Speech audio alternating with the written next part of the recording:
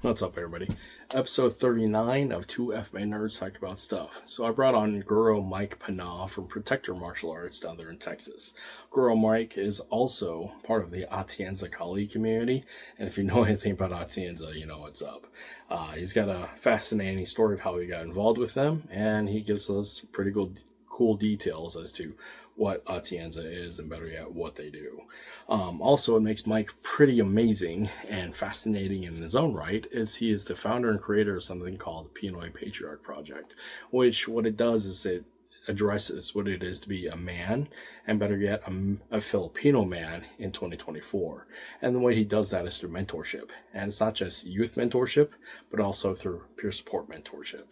And ways he does that is he addresses healing the inner child and forgiving the faults of our forefathers. And on top of all that, building bonds of fellowship and accountability with our brothers through martial arts. And what better way to do it is through Filipino martial arts.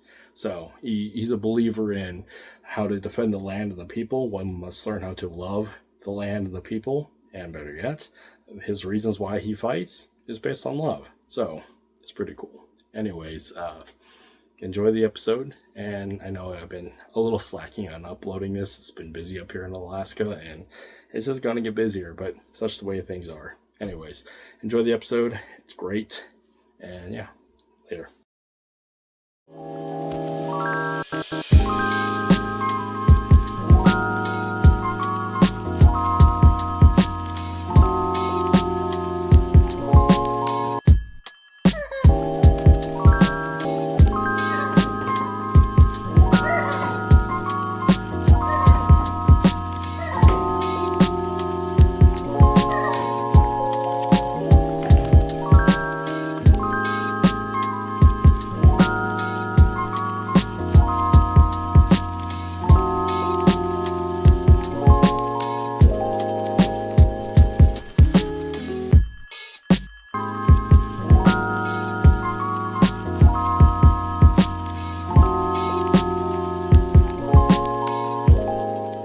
Morning.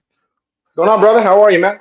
Doing really well. So, we've talked a little bit beforehand, and like my plan. I typically don't have a plan, but my plan is let's do a biographical, talk about FMA, and then we can jump into what you do with your FMA, because the thing, like I was saying beforehand, is we're more than our FMA, and especially as men, and it's in particular to violence, we're more than our violence, we're more than our trauma, and it's the human stories that I'm really after. So because we're here for FMA, so we already know FMA. So yeah.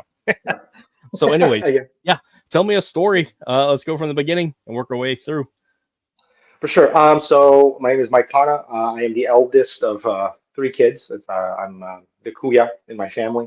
My parents were Filipino immigrants. They came here in the early to mid 80s from the Philippines, basically escaping martial law, trying to escape the Marcos regime. And not for any political reason. It was really more of like a financial thing. There was no money to be made in the Philippines. And so they had to, like most Filipinos of that generation, they had to leave home at a very young age. I think my mom was like 23, 24, something like that. And my father was just a little bit older than her. And they left the Philippines and came here to start a new life. They met in New York City. I think they dated for like a year or two, then got married, had me. And then again, was the first of three. And grew up in New Jersey most of my life, even though I was born in New York. Lifelong martial artist. Started training when I was 7 or 8 years old, and then formally when I was 9. I got a whole story about that. That you want to go into how I got started, but basically that changed my life. Really got me on the trajectory I'm on now. And fast forward, and I'm a married father of three boys, one of which is running around the house right now. He's off in school today, and that's really where my focus has been. Really, not just in terms of I think combative skill is still important. I think, especially specifically, a Filipino man's ability to fight via the vehicle of Filipino fighting method, Filipino fighting arts. I don't think we see enough of that. I think that's extremely important to me. But even more importantly now, it's about how can I transfer that into becoming a better husband, a better dad, a better business owner, a better teacher, protector in my community. What can I do? So that's really where my heart's been at lately. So Yeah, yeah, that's awesome. Because I mean, the story of resistance, the story of the revolution, the story of protecting the land and the people therein. yeah, I mean, that extends and that goes beyond just history. It's ever present. It is for sure. living on the shoulders of giants. We're on the edge of the mountain, so to speak, with the last rock on the end of the mountain. Right. So this issue of men should be dangerous, and people Yeah, misunderstand that because especially with modern culture and the way yeah, people are just weak. So right, but men should be dangerous because we have a responsibility. We love amen, whom we right, love, and part of that's the responsibility of the reasons why we fight is based out of love, and again right, it's that sacrifice, that willingness to do so, because if not us, who else? right, So yeah, I'm down for for sure. that.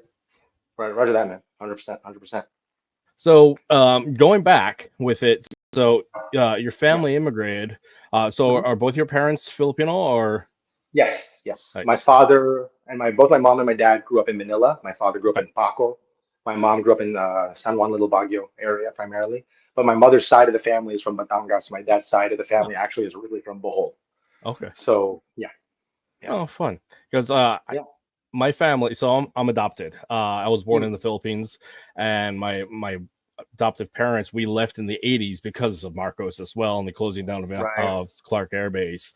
Yeah, right, so I right. have some impressions of the coup attempt because there was some interesting experiences that my adoptive father went through the military while I was there, because they were Right, specifically dealing with Marcos. So that's, right. yeah, it's interesting. It's an interesting time period because the way dealing with the pullout of American Mm, forces there, and now with the return of it. But for sure. as for the immigration story, it is so interesting for the 1980s generation of Filipinos coming out of the Philippines and the life that they've created. And you Yeah, mentioned New Jersey. Like I got quite a few homies in New Jersey yeah, through the yeah. Japanese community. So it's really interesting where Filipinos land up, almost end up. Right, yeah, for So yeah. sure. Speaking of which, so what brought you to Texas? My wife. So Okay, my wife, I met her. Oh my gosh, we just celebrated our 9th year anniversary, but wedding anniversary. But I congratulations. met her about 2011, and we met at a church conference here. We were part of a similar faith community, and Okay. that's international. And so I met her in Irving, Texas, and we hit it off, and I started doing the long distance thing back and forth from Yeah. Jersey to Texas, which I love doing. I mean, it was cool being able to travel at the time. I was running my martial arts business full time. I was able to travel and stuff, Mhm. teach everywhere I wanted, but I had to make the move. One of us had to make the move, and I wanted it to be me. Yeah. Texas is awesome. I've been living here now, my 11th year here now, and there's just a level of freedom and a level of just a level of peace that you can get out here. It's nice. I like it out here.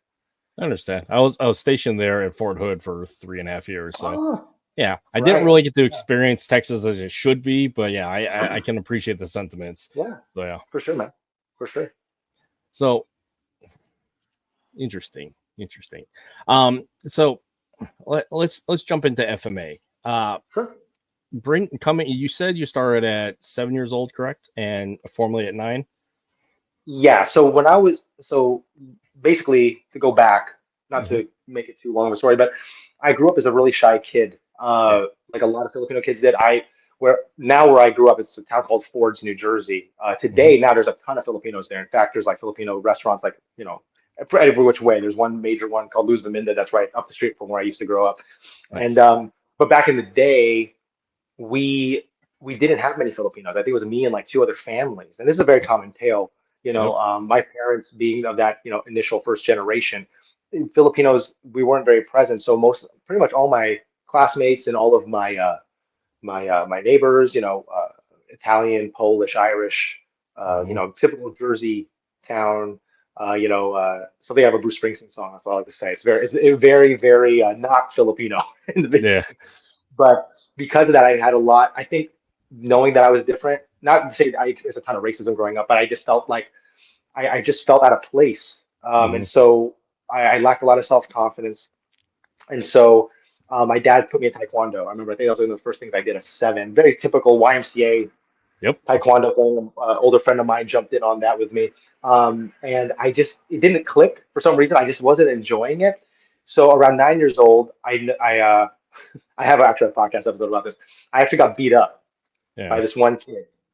And if they want to check that out later, they can. But I remember I was staying in the line at school. I went to a small Catholic school in New Jersey, and this one kid, he's an older kid. It was Richard. He was held back like 2 grades, so he was just this big kid, and he was just Hmm. started like hitting all these kids in the line. And there was a kid in front of me, who was my friend. He started messing with him, and I don't know what happened. I just felt like I need to take it upon myself to say something to this kid. This Hmm. kid like was twice my size.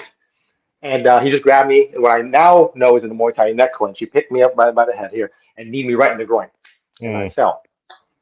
And I remember just being humiliated because it's one thing to be made fun of, but he just physically attacked me. I remember all the kids like, "Oh no!" Like I said, "Please don't tell my mom. Please don't tell my mom."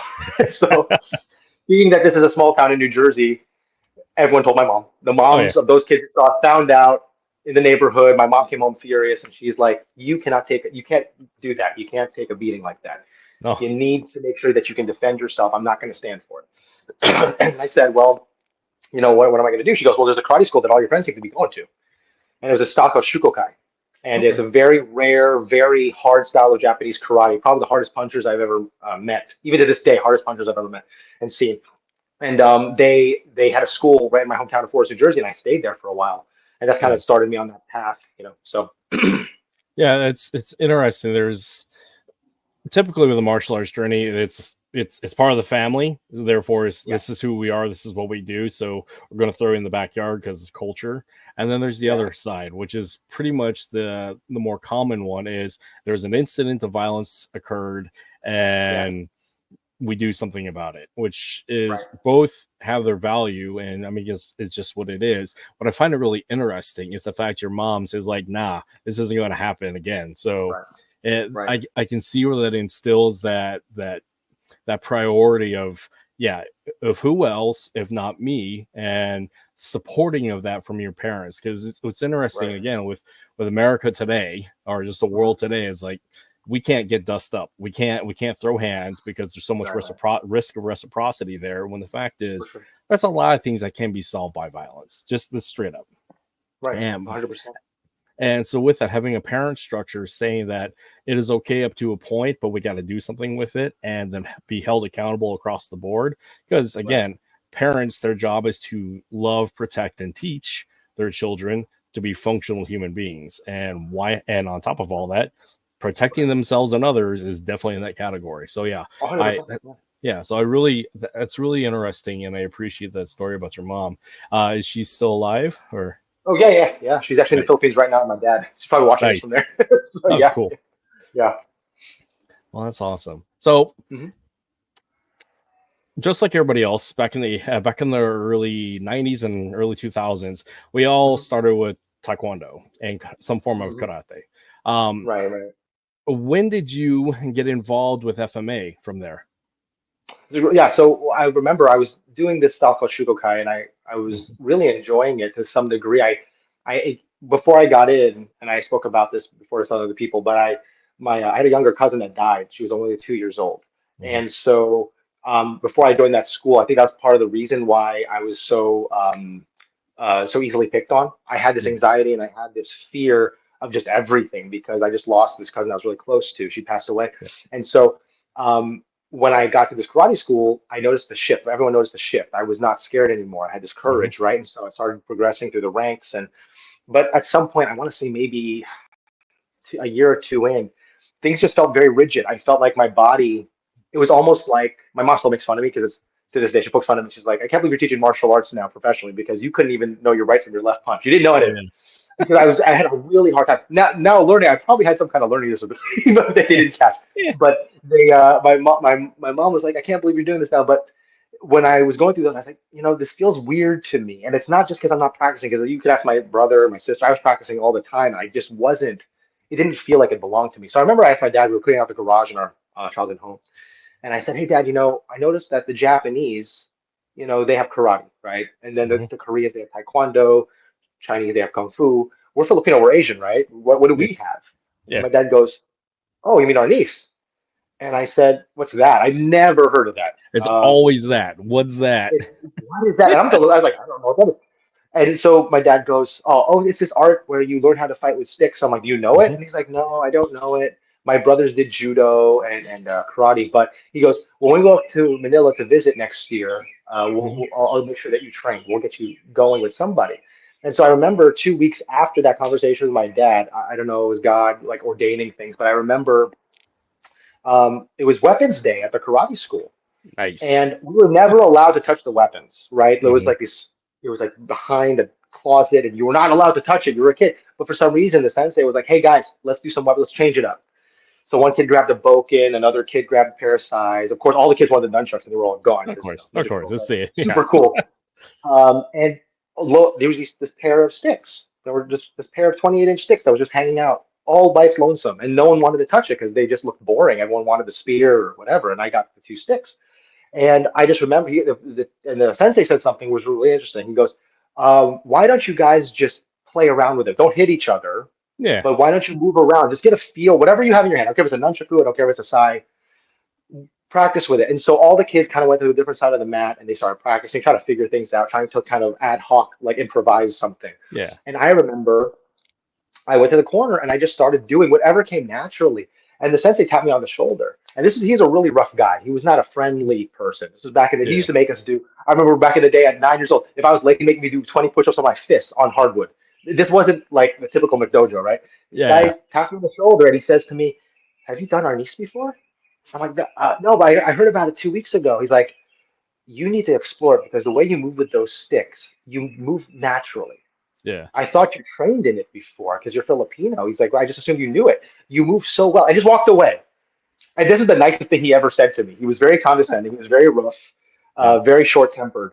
But that stuck with me. And I said, "Huh, maybe there's something to this." So, like my dad said, we went to the Philippines the following year for summer. We were there for 2 or 3 weeks. And he got me a pair of Kamagong sticks and he got me a book. We couldn't find any Arnis instructors there. It's very Yeah. hard. If you speak to anyone who's been to Manila to look for FMA, it's not like you can go sign up for jujitsu. It's actually easier to find jujitsu in Manila than it is FMA in a lot of cases. Oh yeah. So at the time, I was just kind of improvising, and we didn't have YouTube back then, so I was just buying books from Green Hills Mall and Mega Mall, Hmm. and I was buying all these books, and I took it back with me. And then a few years later, we went back to the Philippines, and my dad said, "Okay, we got a teacher for you." And that's when I formally started. But I was, at that time, I remember, you know, trying to find a Kali school, art school near me. I was very Hmm. fortunate before I moved overseas because I did live overseas before I moved in Italy, New Jersey. There was a guy who taught Jeet Kune Do and Kali, and Okay. I spent my 8th grade year doing that stuff, that blend of those two systems. It was through the Vunak lineage, Paul Vunak's Okay. lineage. Nice. So it was one of his OG instructors that was training us in this tiny school, and it was hardcore. And I was 8th grade going up against 40-year-olds. I mean, they didn't have a kids class, so I was learning stick work, knife fighting, submission grappling, elbows, knees, headbutts, all these things that other kids that in other martial arts schools weren't learning. And so I said, I need something in the Filipino line of things. This is what I need. Hmm. And so I just kind of dove into that. So yeah, That's awesome because yeah. it is interesting when, and this is just the thing about teaching, when an Mhm. instructor gets past their own ego and their own desires, because it's typical martial arts is the cult of personality and molding the For sure. student to meet the needs of the instructor and keep them Right, pigeonholed as to a certain level so the instructor can right. maintain a certain level of dominance over them.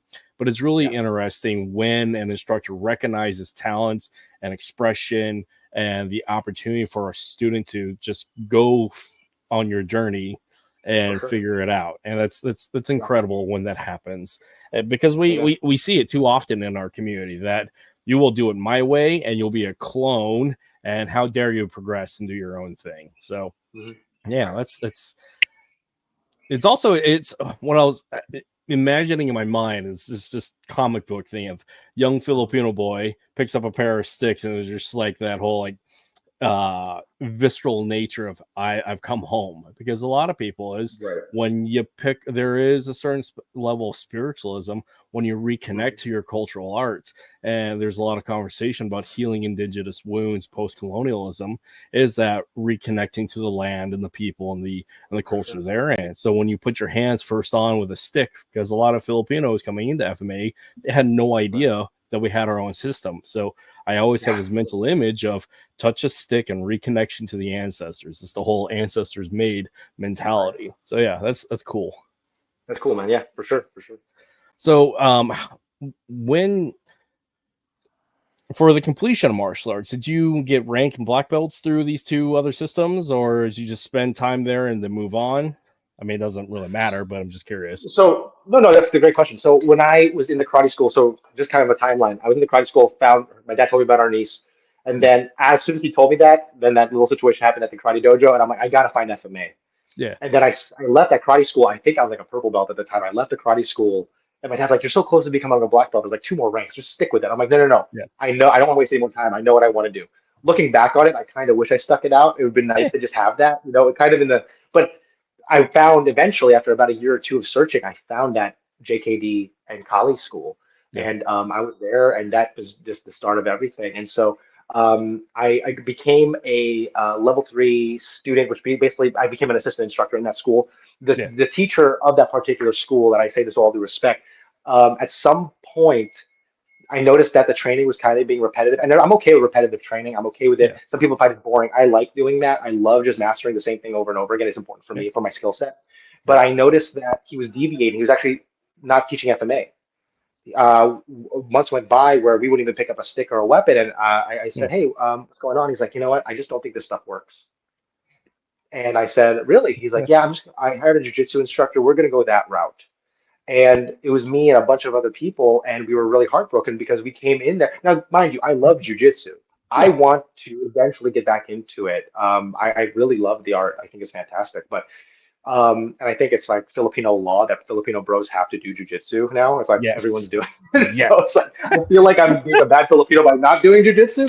But I uh, I uh, I remember thinking, man, like, gosh, I gotta find something. I gotta go back into FMA. And so I started searching, found a judo school here, found a boxing gym here, and I was like, man. And then all of a sudden, I saw this grainy video online with these guys fighting in the street, and they were the Atienza brothers. And Nice. it was their first mass attack video. It's no longer online, but man, if anyone watching this stream knows that, seen that video, man, there was nothing like it. I remember watching it, thinking, man, this is how Pinoys are supposed to fight. Yep. Like I've never seen that, and so I was like, man, like I really would. And mind you, I found this video. I didn't train with them immediately. I Hmm. was still hunting. I was still searching. I didn't realize that they were so close to me. It turned out that after some searching, Tuhon Carl Atienza lived in my hometown. He lived about 5, 10 minutes from me. I was like, oh, of course. Nice. He's like, Yeah. he's right there. So, but again, I just didn't have the ability. I didn't have a car. I was too young. I didn't have the ability. So eventually, I was able to train under him. And my dad, I remember they had a free class in Woodbridge, New Jersey, at this dance studio, and it was a 2 hour class. It was grueling. It was just 2 hours of footwork drill and push-ups, and I got out of the class, and my dad goes, "Hey, what are you doing in there? Who are you training with?" It's like, the Atienza brothers. The Atienza, you know that? And he goes, my dad's just he turned around Ugh. because I was sitting in the back. He turned around and he goes, "Wait, like Edgar Atienza?" Yeah. And I said, "Yeah, yeah, I think that's their dad's name." He's like, "Oh yeah, you keep going back there. I'll drive you back here. You train with these guys." Because my dad, remember, he moved to Queens. Hmm. The Atienza family's from Queens, so his Hmm. dad, the Uh-oh. martial arts especially, was very well known in that region. So my dad never, we wasn't buddies with him, but he'd see him at demos, he'd see him at parties, Hmm. and he's like, yeah, yeah, you gotta train with those guys. So that kind of started that. And again, I was off and on for a while. I wasn't able to train consistently just because of things and my age. But then I found my way back, and in the meantime, I was training with other FMA styles. But that for me was home. I just realized that's where I was supposed to be. So yeah, Yeah.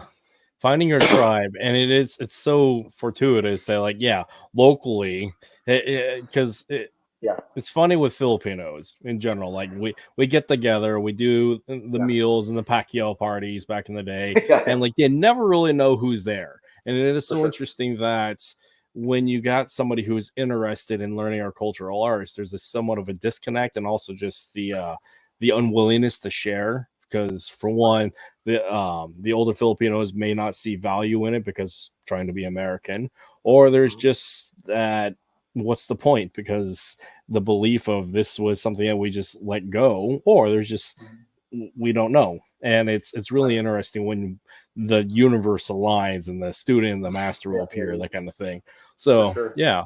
But yeah, I remember that mass attack video, and I remember back in the early 2000s when I got reintroduced into FMA because I took a long break, and Yeah. then when I got into the army, then that's when I got really exposed to PSYOC and PTK, Right. and it's just like, Mm. okay, because back in the 2000s, the late 90s, I mean, that was the madness of FMA. It was a completely different look and feel than it is Right. today. Because again, social media being what it is, there's just a different look to like Yeah. the raw ethnic authenticity of what FMA was. For sure. Yeah, 100%. Yeah. I remember So those days. yeah, Yeah. yeah, it was good times. Yeah. Right. So Yeah. for my audience, because there's a Mhm. few people who watch this that are not FMA nerds, can you Yeah. explain the difference of Atienza compared to the rest of the wider experience of that as FMA? Because a lot of people say they see FMA, they see obviously online with all the video work that's out there, but there is distinctive differences to the different tribes of FMA. And for a lot of people, Right. when they first introduced it as Kali, they assume stick work and some offshoot of the Anasanto methodologies. So can you explain to my audience what Atienza is and how that comes about? Right. So the Atienza Kali system, of the Atienza family, when they were in New York City in the 70s and the 80s, they had a very similar situation to me in that we were the minority, right? So Mm-hmm. they had to deal with a lot of the ever-growing violence that was happening in New York City at that time. So Yep. if you just look at the old news reels from on YouTube of the 70s and the 80s, New York was a really violent place. And so Edgar Atienza, the father of the three Atienza brothers, this being not just a street fighter but also a Filipino martial arts practitioner, he wanted to equip his sons with some skill. So Mm-hmm. he trained them primarily in the use of blades because that's Yep. what they saw. There's a lot of blade cultures around them. Obviously, guns were being used in the area, but they had the blade was the tool that he trained them in. And so I've been very blessed to study, oh my gosh, so many Filipino martial arts systems. I'm actually qualified to teach several of them. Nice. But the one thing I've noticed about Atienza that separates them from everything else is the directive of it, the efficiency, not just in terms of the technique, but from the drill to the fight immediately. Mm-hmm. It is it wasn't designed to learn a drill for the sake of progressing to another drill for the sake of progressing to another drill and then sparring. This was a system that was literally being used. They were analyzing and seeing and witnessing, experiencing real violence, and then they said, okay, let's go to the drawing board. Mm-hmm. How to adapt this ancient art to this situation? And so, whereas a lot of Filipino martial arts are based upon challenge matches, for instance, that has a very different look, right? So if you Mm-hmm. look at the old school stick fighters, there's a very different look to the Yep. Visayan stick fighters. That as opposed to what you see maybe in Mindanao, where you see a lot of these the Moros fighting. There's a distinction, right? The Yep. purpose of the art was very different, and their battlefield, their fighting terrain looked very, very different. Um, the Atienzas, frankly, the environment they were experiencing was the street, an Mm-hmm. American street, the Yep. American street. So this was very different. This wasn't like fighting in the Philippines. Mm-hmm. I remember I had a conversation with Tuhon Carl, and I think he might have mentioned this on one of the fireside videos on YouTube. Maybe you've caught it, but he said, yeah, the violence in the Philippines and the violence here that we're seeing in New York is not that different. The difference is Yeah. that the opponents here are bigger Yeah. and they're Yeah. stronger. I know there's one, so like the art had to be catered to that reality. And so I think that's what I would say. It's a blade system for Mm-hmm. sure. It's a system that is direct application, meaning that you learn the drill and you go right into what we call intent. It's not like you're being thrown to the deep end right away. There's a progression. You Mm-hmm. go 40%, 50%, 60. But there is this intention of by the end of this class, you're going to go at a realistic pace and energy that's going to mimic what you feel out there. Mm-hmm. And I would also say the thing that I really found different about Atienza Kali was that it's truly a family system, Yeah. meaning it's not a system just based out of a family. It's a system that's designed to fight alongside members of your family. And I have not seen that in other systems. I believe the PSYOCs, that's a big influence, obviously, the older brother system to Atienza, but Mm-hmm. and that's a big major part, family protection, that's a major part of their system as well. But I noticed when I studied Atienza, to our call would be like, okay, you're going to hold this line, you take your long blade, you take your knife, and hold off these three guys. And this person's going to play your wife, and she's going to stand behind you. How do you fight? Yep. I've never seen that. I mean, I Yep. studied in the Philippines, I studied in America, I studied under some great teachers, but I was like, wow, like that's real. Like, how do I fight when I am walking to the Walmart parking lot and my three boys are in the shopping cart, my wife's alongside of me? What does that fight look like?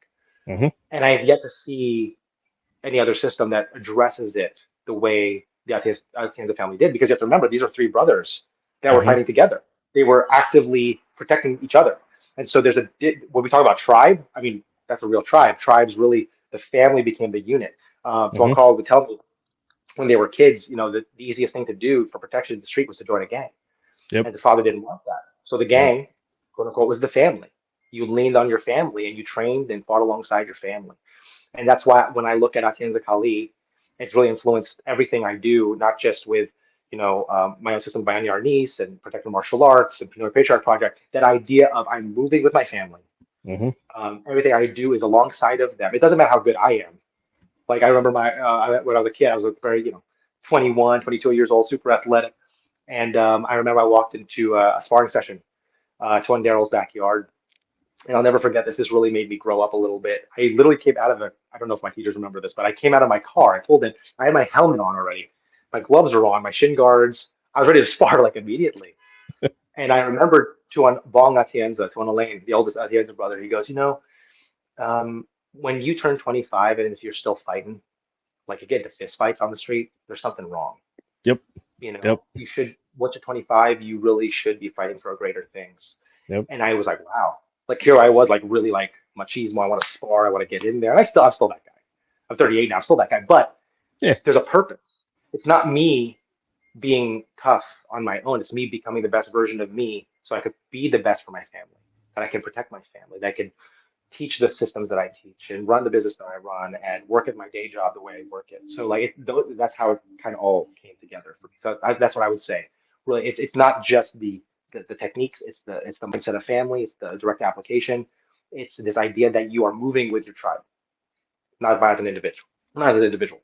So I like that. And that's been my observation as well, as to the limited knowledge and experience, just like you said, third-party observation of what Atienza does.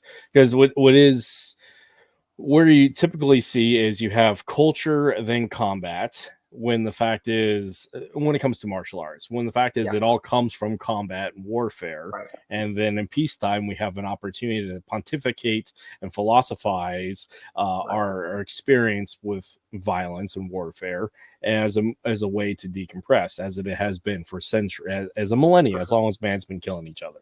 So, and as long as there's been systems of killing. And in this modern era where we have some relative safety because we have systems and institutions in place that we outsource our security and safety, we tend to lean more on the art and then combat because it's easier, more palatable for a certain audience, especially here in the West.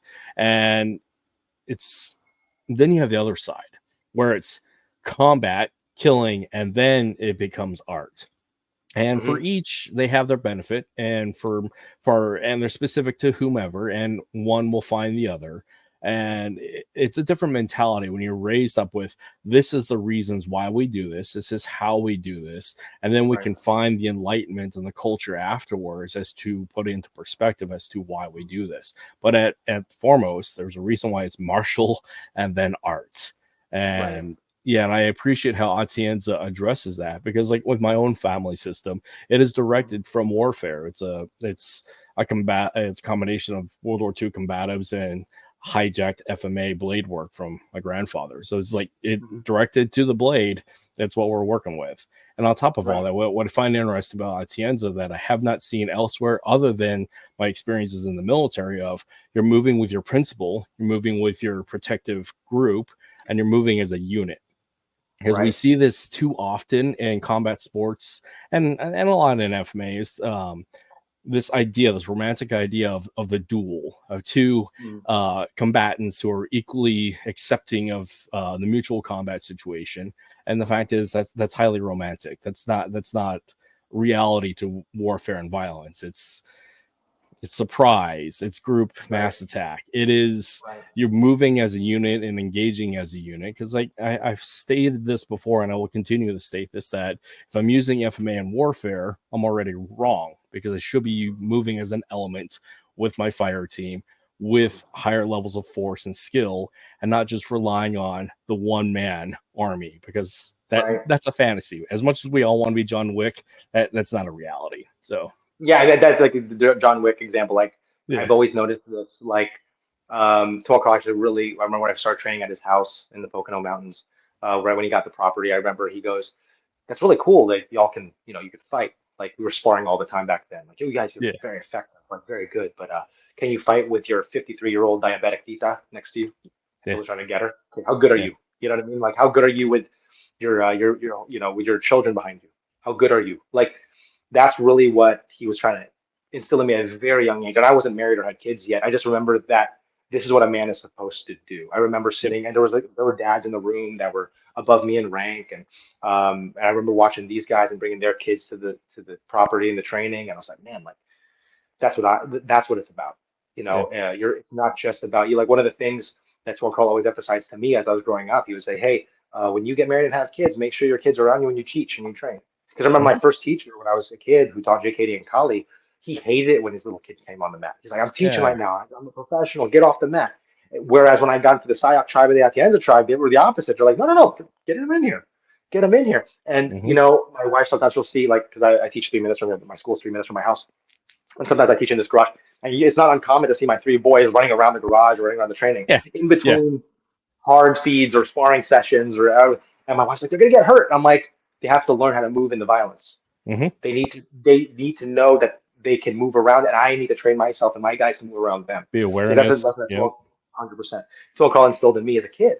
And so when I, teach Atienza, that really, again, it frames my training. And so when I started, teaching Bayani Arnis to the mass populace here in DFW, that was always something I said, hey, listen, whether you're training, whatever you're learning under me, please bring your kids, Hmm. bring your family, have your wife sit in if she wants to participate. It's on the house. Let her come in and train. The more that your family comes in and trains with us, the better it is for you. That's how Tor always emphasizes it because at the end of the day, they're the more important thing, Yep. Yep. right? And you have to know how to move with them. So yeah, The thing that I found very distinctly different about FMA compared to any other martial art is this emphasis of tribal learning methodologies, correct. where it is you have the warriors of the tribe who go out and come back with the knowledge and the experience. And then Right. whilst training in the yard, they have their Yeah. sons and their brothers and Yep. those coming up learning in that tribal learning experience of you're there and this is the reasons why we do this. For There's the sure. buy-in of how we do this and those around us, and it builds like cohesiveness. And Mhm. it's a beautiful patrilineal learning methodology of this is what we do as men of the tribe, and because we love the men and the women of this tribe. So there's that we must, because it's the responsibility, Mhm. not the bravado, because a young man wants to fight because of bravado and ego. An old Right. man fights because he must. And Correct. yeah, that is distinct about FMA that I've again, and it's the visceral thing of reconnecting to the people in the land, my ancestry, as a lot of Yeah. Filipinos do, is that this is what we do because there's that encoded biological trauma, yes, but encoded biological desire and need that Right. we have resisted invaders for Right. millennia, and this is Yep. just so ingrained in us as a people. And when we tap into that, and especially with adding a certain level of spirituality and the reasons to it, that it makes that a much more powerful. And yeah, having the kids in the dojo in the training space, yeah, my two kids grew up in the dojo. I have photos of them Yeah. at every time and video of every time, Right. and it's just the other one too for fathers who Right. have children in the training space. That's Oh, yeah. just that's you and them. That's beautiful Mhm. memories for you and them. You may not be actively engaging, but they see, they observe, and this is Right. a beautiful time with dad. And like my most 100%. fondest memories is training with dad. So yeah, Yeah. that's awesome. It's part of the culture in my house. My wife actually, before she left the house, she kind of said something. She was like, "There's only certain phrases in our house that would make sense in this house." I said, "What are you talking about?" She's like, "Well, how many moms are saying, put that training knife away, Hmm. put your stick away?" Like, it's just part of our house. Like it's so weird, but it's also just it makes sense in our house, Yeah, And it's not like I force my kids to train. Really, I mean, I have my son come to class with me. He just started formally training with the class. He's 7. He's inside yeah. this past month actually, but he's been sitting in on so many sessions, it's not unusual to him. My Hmm. 3-year-old is pretty much at every weeknight class I'm at. In fact, Yeah. one of the guys was telling me, he's like, he's one of us. He's like, he's just hanging out, one of us. Like, that's how I want it to be. And again, Tuhon Carl, I really give a lot of credit to him because the Atienza family really instilled that in me. They Yep. really instilled that sense of your family is moving with you. You're not. It's not something you do away from your family. Training is not something you do away from your family. Hmm. It's something you do with your family, and that's how you hold your family together. And it's just a language. I just when I was coming in here, my son and I we walked over to a McDonald's, and he picked up a stick. And Yeah. it's so common for him to pick up. I was like, hey, Dad, look, this is a really good stick, right? I'm like, yeah, it's a really good stick. You know what I mean? It's just part of our culture in my home among me and my boys. So yeah, I agree. It's Filipino martial arts is family based. I think we've lost a lot of what that means Hmm. via competitions, via the internet. There's a Hmm. lot of I mean, gosh, you type in Kali Filipino martial arts on YouTube or Instagram, you'll get like Yeah. bombarded, man. And a lot of it's pretty good. Some of it's really questionable. Actually, I'd say a lot of it's really questionable Yeah. because everyone has a voice now, and so it's one of those things. But I think at the end of the day, Filipino martial arts is defined as a method of combat that is with your family, Hmm. and I'm indebted to the Atienza family for that. So for sure, and anything that I do, it doesn't matter if it's a Patriarch Project, Hmm. Bayani Arnis, I always have that in the back of my mind. It's that Atienza mindset that's always with me. So. That's a new one because I've asked a lot of people on this podcast and just my own private conversations is what is FMA? And we always get the procedural like it's Filipino martial arts because it comes from the Philippines, et cetera, et cetera. But the philosophy of it's how we fight with our family and how we protect our family. That's new. And yeah, thank you for that. That's a amazing perspective because Yeah. again, the whole why we fight is based on love. And who do we love most and upon all? Our family. And it's all For the sure. reasons to do what we do. Because the thing that I see outside of the typical punch, kick, and weaponry training of martial arts, the only other martial system that I see this movement with principle is actually in the firearms industry and especially in the Yep. and CCW industry is that fact is you have to protect your principle, your family, and move with cover and screen and establish a base of fire and you're dealing with multiples. That's why I have the firearm. And there's that disconnect between Mhm. combative martial art and culture that way from the practicality of violence. So Yeah. there's a lot to be said of the mindset of killing, Hmm. the reality of that of you have to operate in a certain way versus the mindset of sport and competition and art, which I mean they all have their purpose and they all work together, but too often I think people get stuck in the pursuit of art and pursuit of culture, which I mean they're important, but we forget, some of them forget that we have to be men of war, men of violence, Hmm.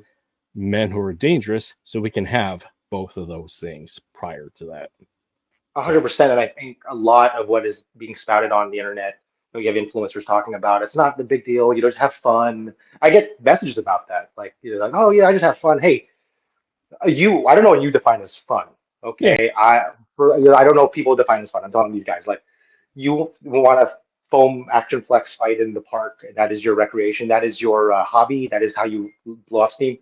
That's great. I do the same thing. I think it's fantastic. But what's fun to me is knowing that when I walk into any mall or any area with my family, that I'm ready to Hmm. go, and they are everyone in that vicinity is safer because I am there.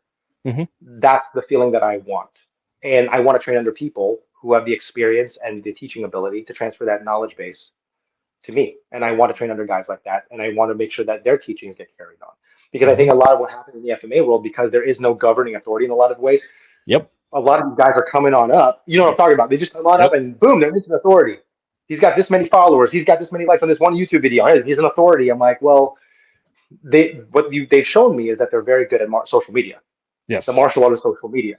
Yes. Um, but in terms of really understanding the application of this art, and I'll be just transparent. My day job, I work as a member of protective detail. That's what I Yep. do by day. I can't really go into super detail about it, but I work as a member of protective detail for a school district here in Texas. Hmm. And our job is basically just dealing with threats. That's what we want to make sure we prevent.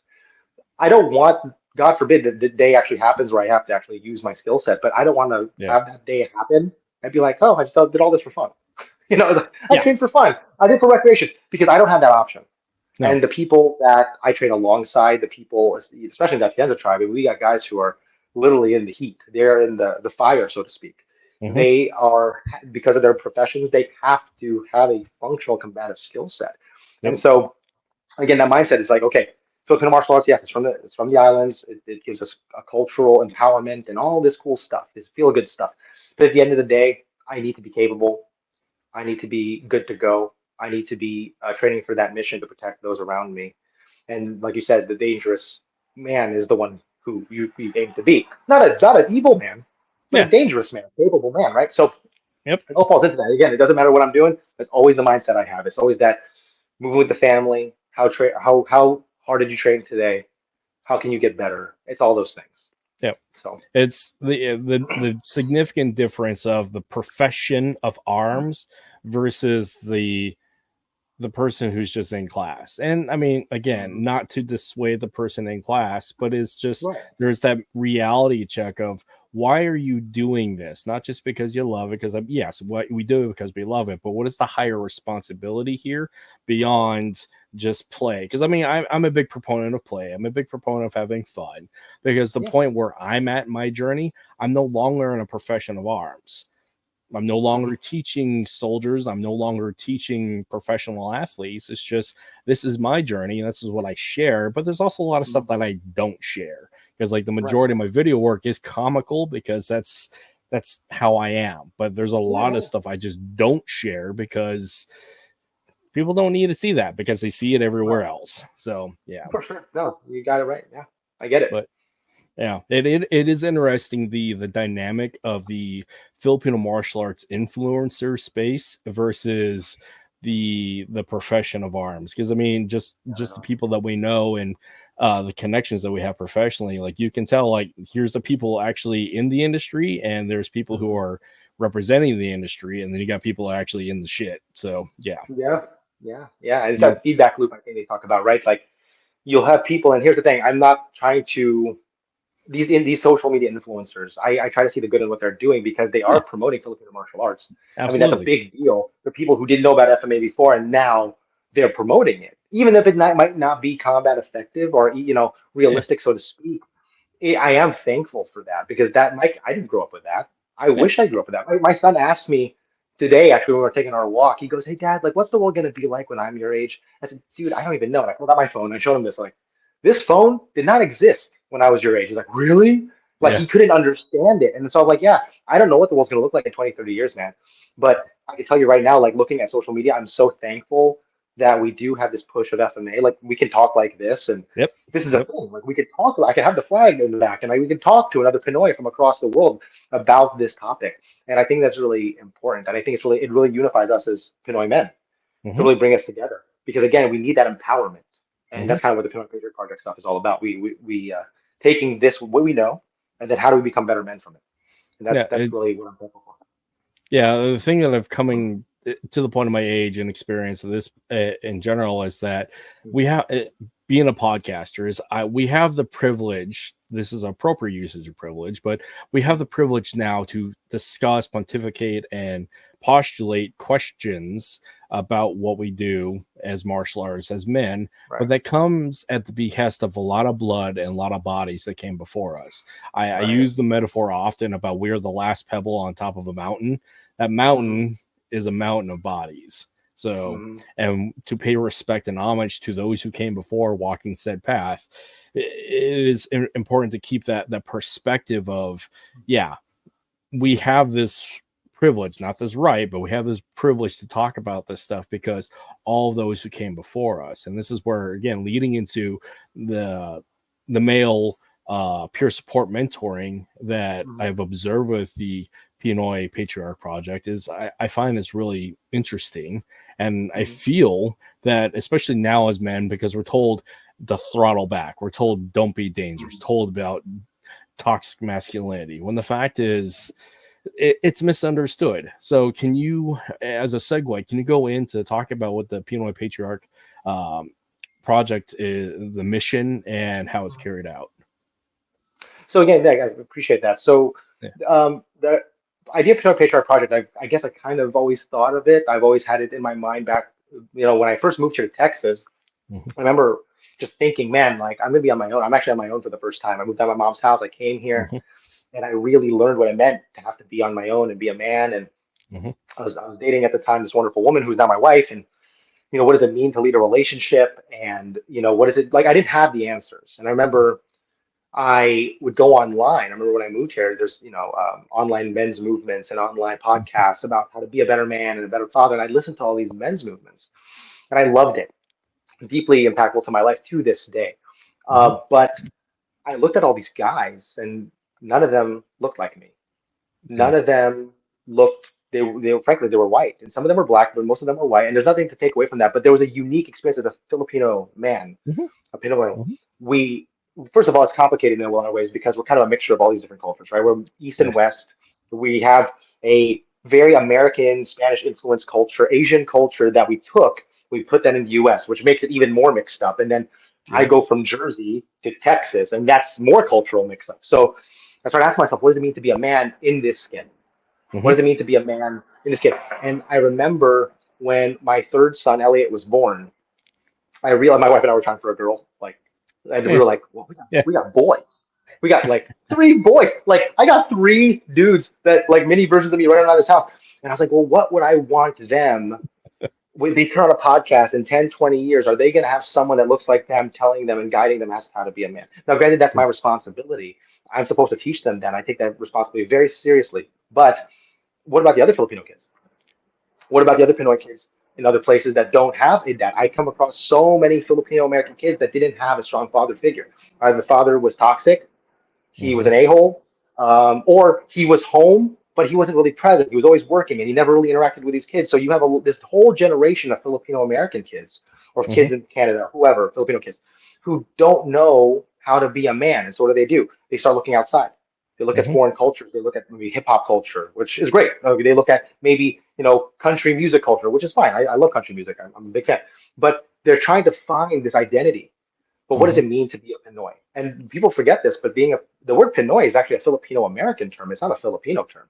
Yep. Our brothers and sisters in the Philippines took that from us. That's a term that we described ourselves used to describe ourselves here on the Mhm. farms here in California, right in the U.S. So the whole point of the Pinoy Patriarch Project was just to give my sons, my three boys, a voice, and Mhm. to let them know that their dad is not just this dude who can fight and do all these cool things. But it comes down to that because I've met so many guys, and you probably come across these guys like this in your professions and in martial arts, what have you, amazing combatants, but terrible dads.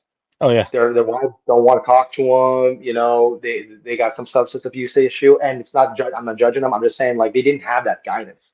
A lot Mhm. of these Pinoys didn't have that guidance. So what would I create for that? And that's really what the Pinoy Patriarch Project came about. And thinking about the men in the Atienza tribe, I remember my dad when I was a kid, he being that he left the Philippines for martial law, he goes, yeah, you really can't trust Filipino leaders. You just can't trust them. You just can't Yep. because then I met Tuhon Carl and I met his teacher, Pamana Tuhon Carl, who's passed away since. Yep. But I was like, there's there's hundreds of men who like listening to these guys, not Mhm. Filipino, non-Filipino. These are true leaders. I'm seeing for the first time. I'm seeing Pinoy patriarchs in my own life, and that was really the foundation of that. And just having three sons, it was like, okay, how do we integrate the lessons from that and give it to people who might not even be into martial arts? How do we do it from a character building thing? What do we do? That's where it came from. So That's beautiful thank because you. I was one of those Filipino boys. Hmm. I'm adopted. My parents are white. I grew up with, you don't look like me. You Yeah. don't, and there's that disconnect. And like a lot of adoptees, I am mourning a set of parents that I have never met. And so there's Yeah. always that disconnect of who am I? Where did I Hmm. come from? And who are the men that I'm supposed to be like because you don't look like me? Now, yes, Right. my adoptive father is a wonderful human being with his own faults. Yeah. And he taught me all the things that he taught me. And the men of our tribe taught me a lot of Right. stuff as well and Yeah. a lot of trauma. But Mm. again, there's always that thing in the back of my mind as to you don't look like me. You're not my blood. You don't there's things that just you don't get. Right. Nice, No, what's that's up, my little son. homie? It's Halloween, as you can see. He's hanging out. This is Ethan, by the way. Ethan, just say hi. Put your head in That's there. Say what's hi, up, buddy. homie. Speaking of kids, he's in there, right? You can hang out, man. That's Just hang out. awesome. Let's go there. Yeah, You we'll go join us. hit something. Yeah, he's hanging Yeah, out. Like this is like the playroom too, so it's like this is a garage where I train. But no, and that story is really touching to me because, yeah, the that you're not the first person to tell me that, and I'm just yeah. letting you know, as a guy who has Filipino parents and who grew up in that culture, was constant. I have the same questions because Yeah. when I would go to the Philippines, they would look at me and say, "You're not Filipino." Yeah, yeah. And then when I come here, it's almost like, well, are you American? Are you, like, are you? I had this question the other day. I was at a school, and this one teacher asked me, he's like, so where are you from? I said, I'm from Jersey. She goes, no, where are you really from? That whole conversation. And so I grew Yep, up with that. And so there's this yep, identity crisis, right? That we don't know. Like, it doesn't matter if you grew up in the Filipino culture or not. It doesn't matter if you grew up in the Philippines or grew up here. There's always the question of what is a Filipino? What does it mean to be Filipino? Am I Filipino enough? What does that even look like? But even yep. beyond that, what does it mean being a Filipino man? Mm-hmm. Like, what does it mean? Like, really, what does it mean? And so that's a really tough thing. So I really appreciate you sharing that because that's something that Yeah, I've heard. And I just want to assure you that you're not alone in feeling that, even though I'm not adopted. That's something I still feel very viscerally. I still feel it. Like, yeah. do you belong? Even in with Filipinos, like, do I really belong? Yeah. Are you enough? That's another one. Are you enough? Because this is so part of what this podcast is doing is actually help me mine data for my master's degree. So my master's Mm, degree is a multidisciplinary degree right. tailoring specific to history and ethnic studies, but using Filipino martial arts as the primary unifying Awesome. point because Filipino martial arts is it's culture bearing both in the Yes. preservation and the innovation and the creation of new culture, and as a way to heal generational trauma of our culture as a way of, from by way of conquest and Yeah. colonialization, because the identity piece is so huge. Because I've been coining this phrase, and it's not exactly original, but this idea of our trans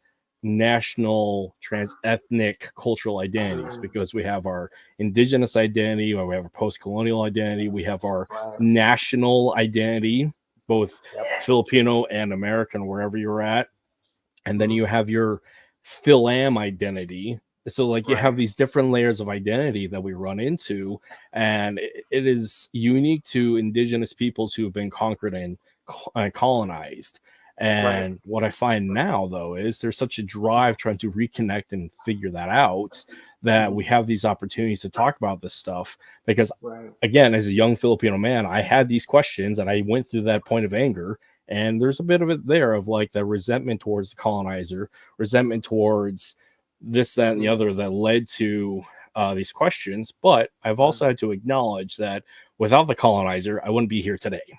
So, and Funny how that works. for, Yeah, that's true. yeah, I know. I can, yeah, it's interesting how that works because there were a lot of bad things with colonization. And here's the thing: there's a big movement and online with Filipino Americans, especially like big Decolonize your mind. decolonize, Yep. yeah, decolonize your mind and get rid of all the colonization. I'm like, first of all, you can't ignore 500 years of Filipino history just because it doesn't fit your narrative, Well, how far back right? do you want to go? So, Like how far back do you want to go? So I asked them. It's like, well, how far do you want to go to before this? What it was Muslim tribes and like Hindu and Buddhist. Like, how far do you want to take this? Because we have so many influences, and yep. so like when people ask, talk to me about colonization and stuff, I say, listen, it definitely had negatives. We all know that. The internet is bereft with Filipino American youth talking about how the trauma of colonization is still impacting them now. Yeah. But one thing I would say to that is that the Philippines before the Spanish showed up was not a utopia. Like No. anyone who's researched it, it was not a utopia. There was headhunting, there was tribal wars, incest. I mean, you name it. It was not to say that it was all bad, but it wasn't a perfect society as these people. I think there's some guy wrote that Or wasn't if we unified. just So, if we just unified and just embraced our pre-Hispanic Filipino culture, then we would experience Bayani and Kapwa. And I'm like, that's not true because our people were headhunting each other, yeah. starting wars. Islands were starting wars. So we have to understand, yes, colonization uh, had a lot of terrible things, but there was also terrible things before that. And now that the Mhm. Spanish are gone, are we going to take responsibility for our homes and our communities now, or are we just going to keep blaming it on the colonizer? Yeah. Like we have a choice, right? So that's what I tell people on that because again, it's something that affects me too. I Yeah. have a lot of conversations with my Filipino students and my brother and people in my family about this. Colonization definitely was a stain in a lot of ways, but I mean, in a lot of ways, it brought us Western medicine. It Indoor brought plumbing is a people like you beautiful and me thing. here. Right, yeah. Medicine's nice, not having headhunters and stuff like that. I mean, I guess Yeah. people want to romanticize that, but truthfully, as a father of three little boys, I don't know if I'd want to have to fend off headhunters all the time. Like, that would Yeah. be just a crazy era to live in. And so I think it's important for us to acknowledge Filipino history and culture, not defined by one era. Hmm. I think there's something to be said of looking at it. I tell my guys, look at Filipino culture, pre-Hispanic, Spanish, today. Look at all of it. Hmm. Study it. Hmm. Understand what it means. Don't be defined by one era Hmm. because don't identify with yourself with one era. Try to see all of it because the Filipino is such a diverse people Yeah. name within itself. Like, just say Filipino. I'm not thinking just one. I'm thinking about the Igorot. I'm thinking about the Ifugao. I'm thinking about the Moro. I'm thinking about the urban socialite in Manila. Hmm. Like they're all Filipino. Hmm. You and I, we're living in the West. So it's a very diverse term within itself. Yeah. So we shouldn't try to put a box, put it inside a box. You know what I mean? Again, we're more than just, and Yeah. you are enough. Those are the two key phrases that I have Right. really come to appreciate doing this work here on this Yeah. podcast and just in my own meditations and trying to figure this out for my own sake. And on top of all that, for my two children, because my Yeah. children are mestizio. And so Yeah. Yeah. they will have questions, and they don't actually have any Filipino titos and Right. whatnot to grow up with, because they just don't. So they have a singular representation of my wife's side of the family, but they don't have mine biologically. So there is a bit of a Right. disconnect there. So it is Sure. behooved upon me to represent what it is to be Filipino, but I got to figure out what that is for myself. And what I'm finding is I define that based upon me. And so Yeah. going back to this issue of getting past that decolonization angry mindset of a youthful indigenous Mhm. person is, again, we have that at a certain point, but you got to do something with it, because you got to, Yeah. just like trauma, just like everything else, you can't hold on to Right. that anger for too long, because it just erodes and 100%. destroys you Yeah. from the inside and then does it Right. everywhere else. So what I find Right. is, again, with what you're doing with the Patriarch Project, is this issue of you have men who went through this pain, this fire, this resentment, this anger, but they came out into a glorious post-traumatic growth state, the season of growth, enlightened and peaceful, and then they can mentor that to the younger generation who's still going through there. But then again, this is the importance of having a male mentor, a positive male mentor, to guide Right. young men to get through that. Because like you said earlier in the podcast, there's a lot of young men, not just Filipino, but because we're Filipino, this is particular to that, that don't have a positive male role model in their life, Right. or their Right. father is completely out of the picture. And so they're left with trying to figure it out on their own. And therefore they Mhm. figure out things just incorrectly, or not as Right. efficiently, or they just don't succeed, and there perpetuates the generational trauma and failure. Mhm. So yeah. Right. I think it's so funny because, like, when you mentioned all that stuff with the mentoring, I had a kuya figure growing up, and he was telling, like, I noticed that when I grew up in New Jersey, the Filipino kids that were actually older than me, Mm-hmm. they were much rougher. Mm-hmm. They were not these Gen Z, like, sipping boba, hanging out playing, video games all day. Like, these guys were fighting in the street constantly. Yeah, guys like They Aero were Bastilleros, that guy's hardcore. right, right, yeah, yeah. Actually, he's from Jersey too. Yeah. I never. It's so funny. We lived in the same region. I never met him. I actually don't believe I ever sat down and shook hands with the guy. But we lived like 10 minutes from each other. We Yeah. have mutual friends in our area where I grew up. But anyway, but I remember that is a good point. Like I remember where I grew up. It was just a normal thing for Filipinos, like watching these Kuya figures fighting. It was just normal. Mm-hmm. And but then now that looking back on it, there was this desire to be manly. Mm-hmm. It wasn't that they were being violent for no reason. They were expressing something that we as Filipinos had. There was no war to fight. Mm-hmm. So they found conflict. They were able to either, whether it be in a boxing gym or in the street or something, jujitsu mat, whatever, it was something inherent in them. And I think those lessons of being capable of violence, that's important. Mm-hmm. I think the ability to be physically fit and strong, obviously, that's Mm-hmm. extremely important. But then when we take those lessons, okay, now I got three little boys and I got Mm-hmm. a wife who doesn't train and she's not. I mean, she didn't even know Yeah. Filipino martial arts existed. When I told her I taught martial arts when I first met her, she thought I was doing like taekwondo or something. She didn't Yeah. know I was running blades and kicks and all these things.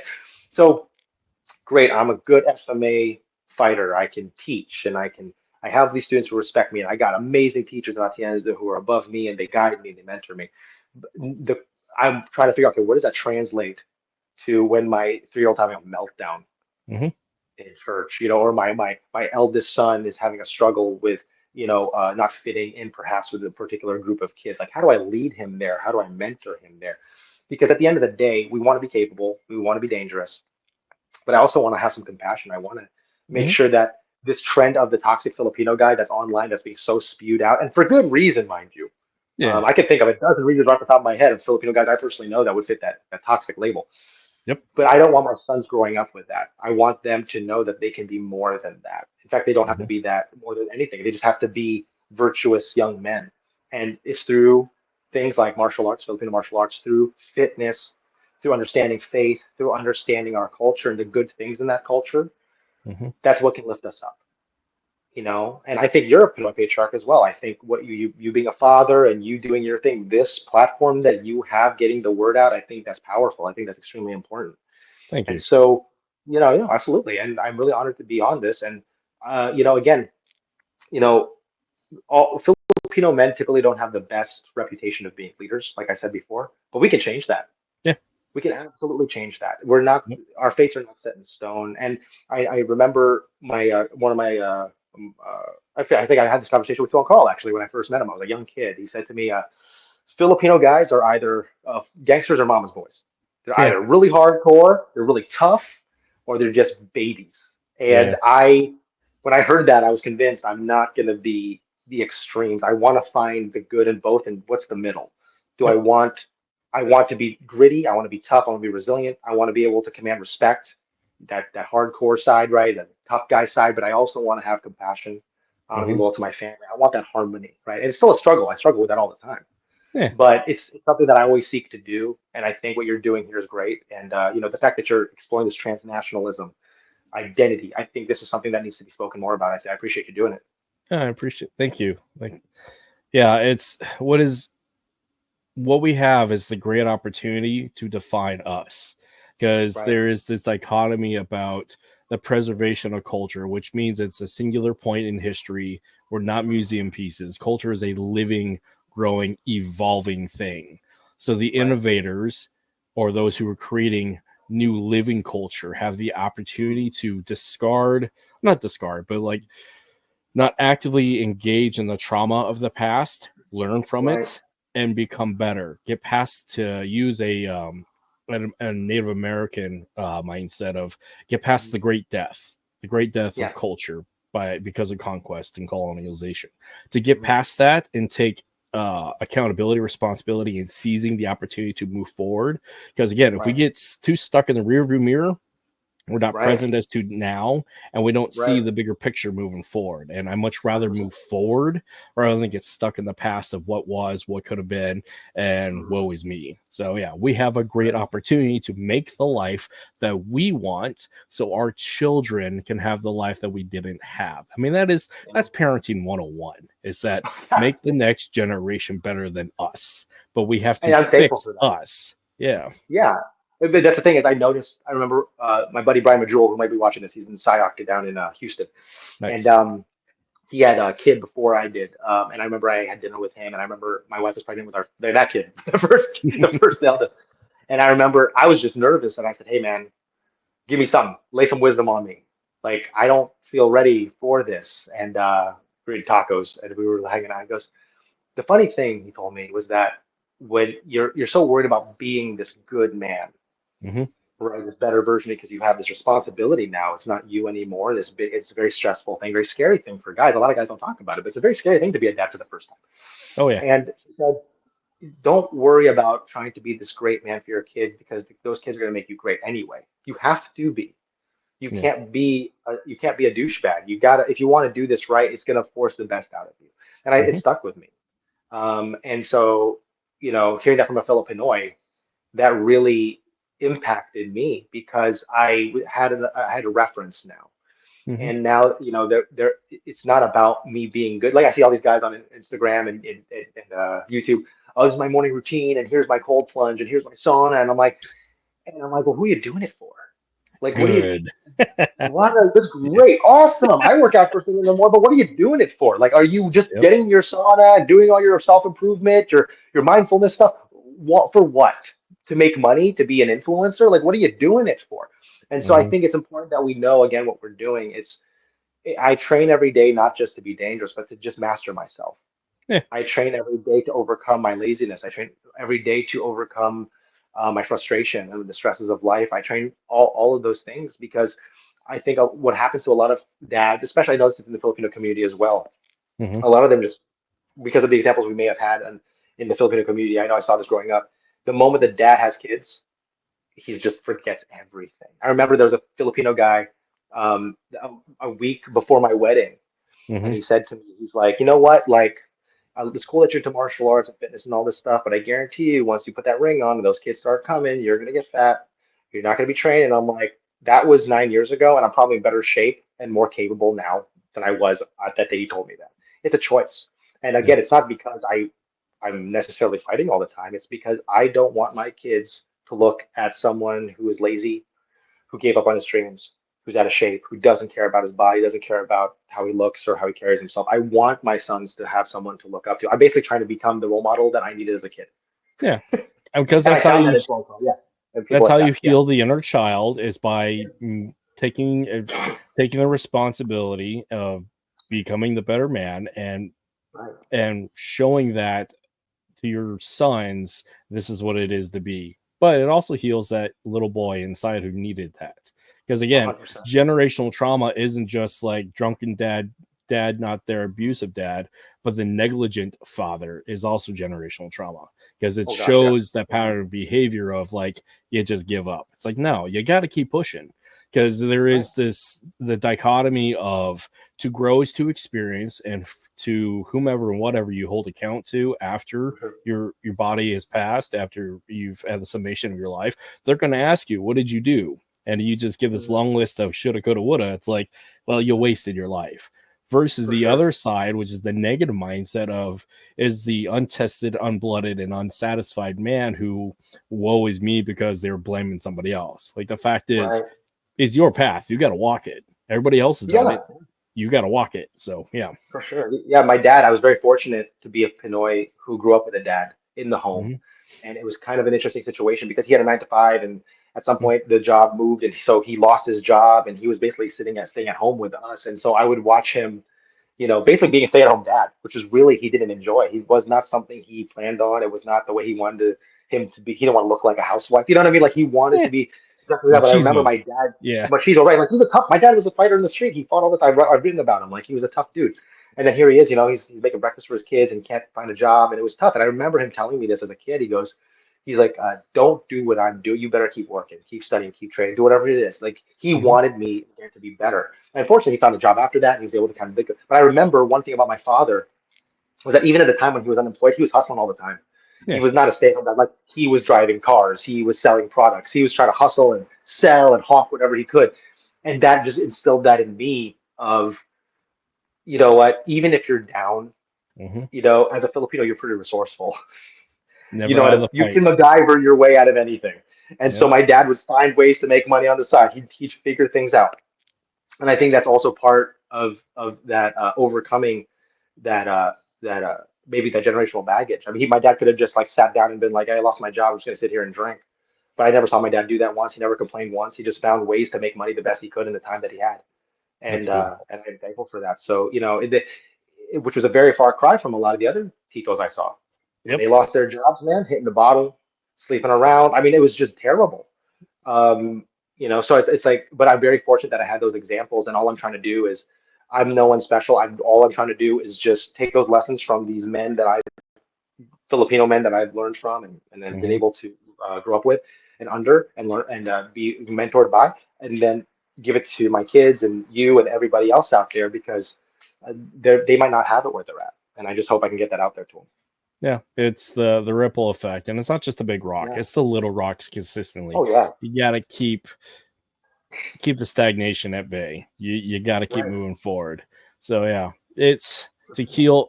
Yeah, men have to move forward. Men and women have to move forward, because the thing that I find, going back to the whole rearview mirror analogy, is a lot of my brothers and sisters coming back from war, my fellow veterans, like there's the guys and gals who get after it, and then you have the guys and gals who were just stuck in that trauma, and they fall by the wayside. And a lot of them, it's isolation, it's loneliness, the lack of tribe, and the lack of trust in the tribe in the process to pick you up, because we're always seeking to belong to something.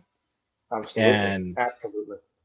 It is beautiful and powerful when we can find that, and also when that is extended in a hand of genuine love, saying, hey man, I got you. Because a friend, a true friend and a brother, is not just a person is a yes man. They're the ones like, hey man, you're fucking up, let's fix this. This is the 100%. Line that we're supposed to adhere to. What's going on? We got you, so let's get you into compliance. So right, for sure. And that's what I've always tried to do throughout my life in martial arts. That's what, like, my father's done for me, Tuhon Carl's done for me. Those two have kept me in line. When I was out of line, they always called me out on things. They never let me slide. I'm thankful for that. As a young man, I was like, get off, like my dad's like, Dad, you don't know me. I know. Like, now I'm so thankful. I told my brother, I was like, recently, I was like, I'm realizing that 90% of what Dad taught us, like talked about as a kid, that we rolled our eyes at, is so true. Yeah. Because it's like, it just came to fruition. I was like, oh, I'm a dad now. Oh, that's totally right. So like, it's those lessons that I really hope to impart to my kids. And that's, again, whether, doesn't matter what I'm teaching, martial arts or doing my job, like, that's what it comes down to. I want to be a good representative for the two flags behind me. I want to be a good representative for my tribe, Bayani Arnis tribe, Atienza tribe, protector tribe. Like, I want to really be the best version of me, because one thing that Tuhon Carl always said was that, like, he's like, as a Filipino, you always have like a superpower being Filipino. It's like you can learn things quickly, you're coordinated, like you always have this thing, like you should really embrace that. That's a gift. He's like, the blood that you have, he pointed to his arm, I remember that. He said, the blood you have is important. Like, don't forget that. The blood's important. And I was like, wow, that's so cool. Because I never heard anyone talk to me like that as a kid. Yeah. I was, Filipinos are always looking outside for validation and empowerment. And here I was with this older Filipino guy just telling me, hey, listen, you have a superpower, and it's your heritage, and embrace it. And so, again, no matter what I'm teaching, no matter what I'm doing, that's something I just carry with me. I emphasize that to my sons. My eldest boy, about a year ago, he goes, Dad, what's a Filipino? And I said, you're Filipino. And I've been saying this to you forever. He's like, no, but I thought I was Texan. I'm like, you are a Texan. You are. But you're also a Filipino. And so now we're having these conversations of what it means to be Texan, to be Filipino, to be an American.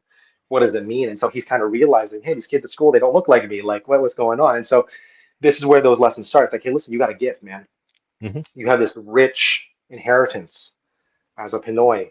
You have warrior blood in you. I don't care if it's 50%. I don't care if it's 100%. I don't care if it's 75, 2%. It's in you.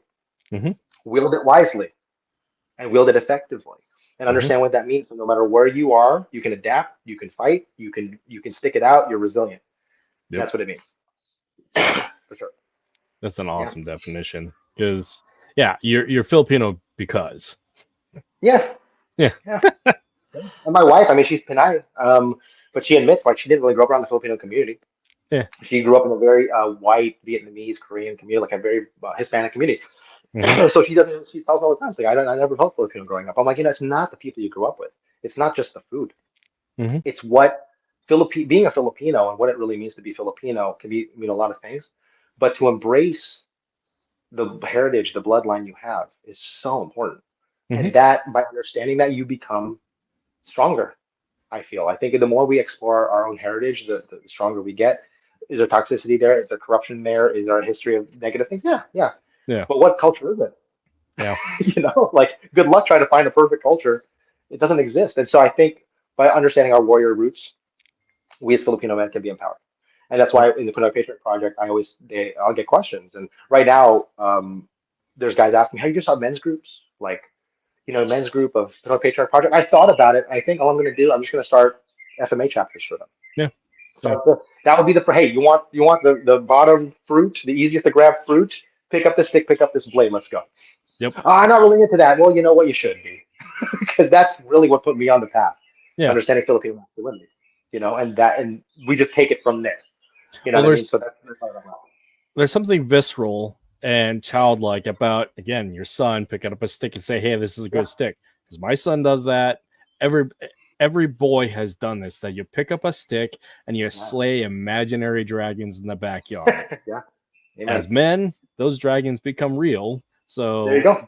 but there was that reconnection back to childhood, healing that inner child, nurturing Mhm. it, and actually putting into perspective as to why, and then passing that Right. joy on, because it's a Mhm. cycle and it's important. So, yeah, for men coming into something like this, like, yeah, pick up the stick and tap into that inner boy, but coming at it as a man would, to say, hey, love that little boy, teach that Mhm. little boy, heal that little boy, but protect that little boy. So Right. it's so 100%. yeah. And I think the moment we put the stick and the blade in their hands, like my son's in wrestling, Hmm. he kind of likes it. It's not like his thing, but man, I tell you, when he puts a stick or blade in his hand, like you didn't see it off camera, but there's a Bob dummy over to my right, and he was just stabbing it. There you Like, go. what? He's like, "Look, he had a fencing mask on over off the camera, and he was like, yeah, check this out. I'm like, and he's just doing it because, again, that's something I want to instill in him. As a Filipino, you're not made of glass. Hmm. Our people have survived thousands upon thousands of years with the stick and blade that we Hmm. now wield. And Pamana Sayak, like Pamana Carl Sayak, he said that is the 10,000 hands. Every time you Hmm. draw your blade, 10,000 hands draw it with you. So that's something that I think is super empowering to all Pinoys out there, whether you train in martial arts or not. If you're going to be Hmm. a true patriarch, know where that patriarchal lineage comes from. It's Hmm. not just Lapu Lapu. You know, there's tons of us, and we just don't express it enough. And I think it's about that. That needs to change. We need to start Yeah, expressing that more. I agree, because what I find particular Mm. to the reconnection to the roots, the culture, the heritage, to Yeah. find and define what it is to be Filipino. I find Mhm. the best place in that, and my own bias Mhm. is because I'm a martial artist, is Yeah, through yeah, the Filipino martial arts. That's how I have 100%. found coming home to my Filipino community, Hmm. reconnecting and learning about my culture, Yeah, and also finding the higher spiritual reasons why we do this in defense of the right, land and the people. So there's that right. multifaceted approach to how to define and reconnect what it is to be Mhm. Filipino. And yeah, There you go. FMA is a beautiful platform for doing that. And I know, again, we're all here for that. And Right, everybody has found a little bit there of like filling that hole that was hmm, that we have of that disconnect by right. building bridges, touching hands, having the food, but again, learning how to defend all these things. And FMA is a beautiful way to reconnect and redefine. And yeah, that's and I find it's actually one of the stronger ways to figure out what it is to be Filipino. I mean, I was a dancer, I love the food, love Hmm. all the culture in that Yeah, yeah, yeah. regard, but it's through FMA is where you Hmm. see like this is how we are, and this is how we defend, and Right. this is how we define. So yeah. And all that is so true. And one thing as you mentioned that, I'm very fortunate that FMA has given me relationships and Hmm. bonds that have stood decades. I was very fortunate. Two of the founding Bayani Arnis members from way, way back in the day when I started teaching in college, before I Hmm. got a chance to be an Atienza Kali practitioner instructor, I would just kind of teach this ad hoc thing, which eventually became the Bayani Arnis program. But the two founding guys, who were those guys, I was best friends at their wedding. Nice. And not just one dude. It's an honor to be a best man at one guy's wedding, but to be a best man at two guys' weddings that you Yeah. trained and trained with, that's such an honor. And like, I'm thinking about the people in my life now, like the Paredes family, Dante and Jen Paredes. I'm thinking about Jerry, thinking about Jeff. I'm thinking Hmm. all these names in my head that are like, these are people with me for so long. And so I'm so honored that they still have my back. We got guys like in Jersey with Dan and Keith. I'm thinking of all these names flooding to my mind because yes, it has given me empowerment. Yes, it's given me strength. Yes, it's given me the opportunity to change lives, but it's also given me relationships that have lasted decades. And that's, Hmm. I think, again, it goes back to that concept of tribe, goes up to the concept of, you're not the lone wolf, you're not the John Wick, you're not the Jason Hmm. Bourne, you're not the John Rambo. I think those icons in cinema have a romanticism to them because I think most men feel alone. Hmm. Most men feel like they are going against the world alone. That's why those characters are so iconic as men, and we love them. Um, but at the end of the day, in real life, we need that support. And so, yes, Hmm. FMA has given me strength, it's given me grit, it's given me resilience, it's given me this ability to be a Pinoy patriarch, but it's also given me the ability to make really good bonds with people from Hmm. all over the planet. And that's you can't put a price on that. I mean, that's just priceless. So, Talking about figures in popular media, the Filipino man that I look up to when I mhm. saw him actually growing up was Ernie Reyes Jr. I know he was just inducted Yeah, into the Black Belt Magazine Hall yes, of he was. Fame. Yeah, I would love to talk Old with buddy him. of mine, yeah, man. He used to train soccer. We trained soccer together, and like he is every bit as fast. I mean, I remember when I first saw him at a soccer Sama back, oh my gosh, 2014 in LA. Well, Yeah. a long time ago, 10 years ago. But I was just like, oh man, that's Ernie Reyes Jr. And he did this like kicking demo with Jason Epps, who's a Hmm. soccer instructor over in Oklahoma. And they were doing this thing.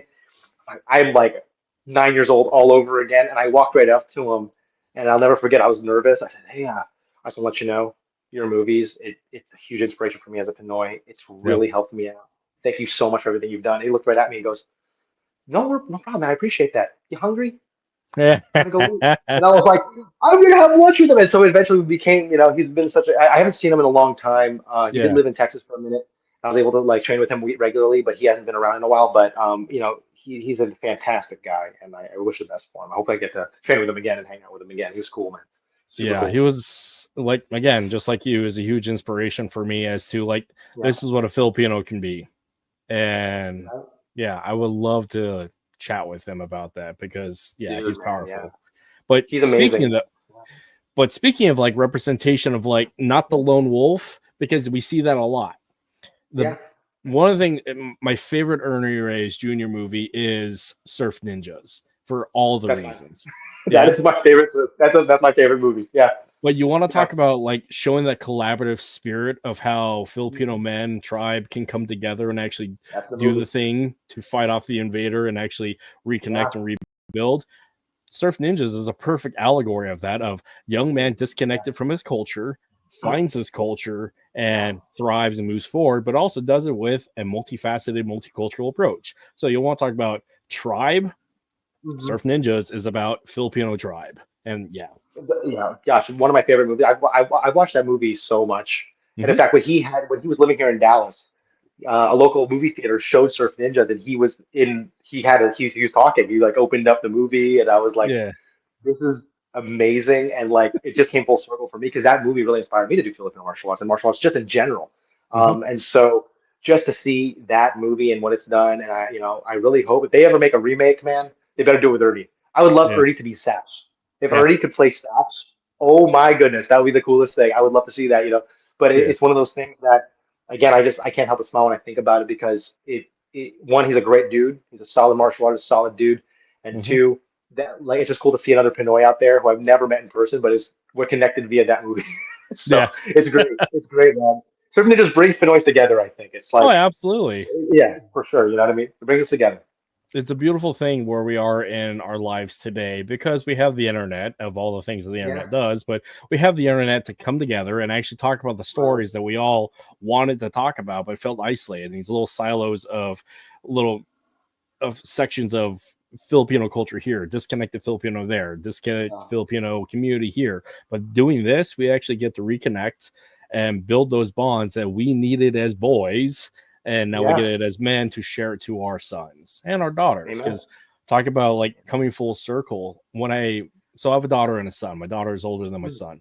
And Yeah. when she was first born, I mean, that was the most grounding reconnection, confirmation that I have blood and family in this world, that I have Hmm. purpose and an anchor and tide for this world. Right. And it changed my worldview, my perspective. It just changed everything about Hmm. me. But For also, it sure. reemphasized as to the reasons why I do the things that I must do. But Amen. again, talking about like parenting, like I'm constantly reminding her because my daughter's 13 is like, dude, I have never been a daughter or never been a daddy to a daughter before. So Yeah. we're Yeah. figuring this out together. So Yeah. Yeah. yeah. You're in the fight and you're learning how to you're training for the fight in the fight. Yeah. You didn't have any prep. There was no fight camp 6 weeks before. Like you're just in the fight, right? And I think Yeah. that's so true about fatherhood. Like, I was reading every book. And the first kid, like my son, my eldest son's like, I'm gonna read every book. I'm gonna be as prepared as I treated it like a fight. Like I'm gonna be as Hmm. prepared as possible. And like looking back at like 90% of that stuff, I didn't even need to worry about. Like a lot of those Yeah. things didn't even matter. I think all I'm realizing now as being a father is that I just gotta take my kids with me. Hmm. My wife was telling me that, if you just take the kids with you, like they don't care what you're doing. You Yeah. just take them with you. 'Cause I had this feeling like, oh my God, I'm not spending enough time with them because I'm working, I'm teaching, I'm doing all these social media things. And when my wife told me that, I was like, I'm just gonna take them with me. I'll take my kids to class. Yeah. Like I just walk my kids to McDonald's and back. Like I'm just gonna take them with me because looking back at the fondest moments I had with my father, it wasn't anything profound. My dad didn't take me on any fishing trips. He didn't train me really. He didn't like, he didn't, he was a dad. He worked and he was in the house. Yeah. My fondest moments with my dad were when I just ride in the passenger seat with him and we just go get the groceries. Yeah. And I'd ask him questions and he'd answer them in probably a way that, most people would not think is appropriate to just be so blunt about certain topics like Yeah. drugs or sex or whatever. Like, Dad, what is this? I was like, oh, it's that. And I was just like, oh, looking back at it, I'm like, I don't think I could get away with talking about it like shit like that. My dad had no filter, but that's my fondest memory because it was Yeah. just me and my dad, Yeah. and it didn't matter what we were doing. I remember one of my fondest memories with him. He pulled into a Wendy's drive-through and just got me a chicken sandwich. I didn't even ask for it. I was seventh grade. He was like, here. I'm like, thanks. He's like, yeah, you're hungry. Go home, do your homework. Like that was it. And I was so happy. You know what I mean? So we don't have to overthink it. I think a lot of things that we do as dads, we're so impactful as it is. Yeah. Just be present Yeah. and be patient Yeah. and remember that they are just following our example. Anything that they're doing is probably because of me. You know what I mean? And but that's what I just keep in mind. We just got to be present. We just got to keep them with us by our side because eventually they're gonna have to go do their own thing. Agreed. And as long as I can keep these three guys by my side, as they'll have a foundation when they get older. So that's all that matters. It's the whole remember who you are. My family's philosophy, and it's our martial arts credo, is memoir quesum vos es, which is remember who you are. But you got to figure out who you are to define it so you can perpetuate that. Because it leads into the issue of what did your father teach you? So, and it's not just the direct education, it is through the passive education of just hanging out. Because like in the case of my son, I mean, he was a dojo baby as well. So he was in there as a little guy, running around the ring, running around the mats, and they want to shut the gym down. That went away. But in that time, he was in the backyard with me and my guys, and now he's at the point where he's coming to jiu-jitsu with me, and he's also challenging my guys in the backyard to duels, and it's like, this is great. Yeah. For him now, like next year, he's going to go down to West Coast camp there in Seattle for Belinta Walk. So it's like time spent with dad. So yeah. Right. There you go. And that's so important. Like I brought my boys. My youngest wasn't born yet, but my two eldest and my wife, they went up to the mountain, Atienza Kali property in Pennsylvania, about 2 or 3 years ago, and it was just such a great experience to have them there with me in this place where I basically grew up as a young man, and I see them on the same hill with same dudes, and it was very, again, that full circle feeling, remembering who you are. And I would say something to that remember who you are. Like, yeah, we have to know who we are, but I think we're constantly changing that. Like every minute of the day, we're constantly evolving because I'm not the same way I was exactly a week ago. There's things I've experienced, things I've learned, things I've overcame. And so, it's so important that we also remember, yes, we have to remember who we are, but to add on to that great point, I think it's also important that we accept and give ourselves some grace to fall on our face and to learn and to evolve, because I've yet to meet a dad who has this all figured out. And I've yet to meet a father, even my dad, I'm all grown. My siblings were all grown. We got our own things going on, and we're all in our 30s. And I said, hey, Dad, have you figured out this fatherhood thing? He's like, no. Nah. You know what I mean? Like, no. He's like, I'm just cooking for you. I'm just we'll figure it out. Very bahala na, that very Filipino bahala na mindset, right? So again, it's really good talking about fatherhood with Phil. And hopefully I'll have you on my podcast. I'd love to have you on. It'd be really cool to hear about your experiences as an adoptee, and I love what you're saying. And yeah, man, we gotta do this again, man, for sure. Thank you, I appreciate it. Yeah, I don't know how much time that you have. I know time with your in general is the commodity, so I don't know how much time you have left. But I mean, we can. I'm just hoping my battery on my phone survives. I'm just looking at I can't see the little battery thing, so I'm like, I hope my phone doesn't just die in the middle of this stream. But man, this has been great. I really appreciate it, and this has been a wonderful opportunity. You are actually the first FMA podcast that's ever interviewed me. So cool. And, Filipino FMA Filipino host. So yeah, I really do appreciate that. It's been a pleasure, and I hope we can do this again, man. Thank you. Appreciate you. I appreciate the gift of your time and willingness to share.